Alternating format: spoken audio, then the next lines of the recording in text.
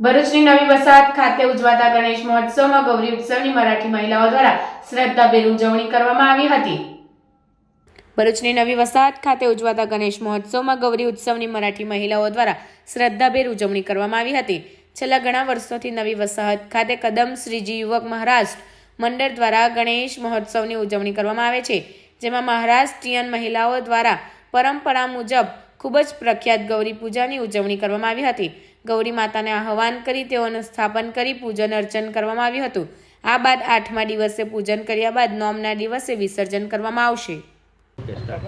હું અર્પિતા અનિલભાઈ કદમ નવી વસાહત શ્રીજી યુવક મંડળ તરફથી જે ગૌરી મહોત્સવ આયોજન કરવામાં આવે છે, જેમાં 24 વર્ષથી શ્રીજી યુવક મંડળ દ્વારા ગૌરી માતાનું આયોજન કરવામાં આવે છે, જેમાં અમે 7મના દિવસે ગૌરી માતા લાવીએ છીએ, 8મના દિવસે એમનું સુપડાથી પૂજન કરવામાં આવે છે અને 9મના દિવસે વિસર્જન કરીએ છીએ।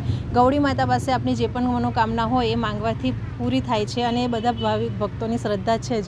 વર્ષોથી લોકો આવે જ છે અહીંયા, લગભગ 50 વર્ષથી મરાઠી મંડળ તો આ વસ્તુ બેસાડતા જ હતા ભરૂચમાં, પણ 24 વર્ષથી નવી વસાહત ખાતે એ જ મરાઠી મંડળનું ફરીથી આયોજન કરવામાં આવે। ભરૂચમાં માત્ર એક જ જગ્યા છે જ્યાં ગૌરી માતાનું પૂજન વિધિ કરવામાં આવે છે।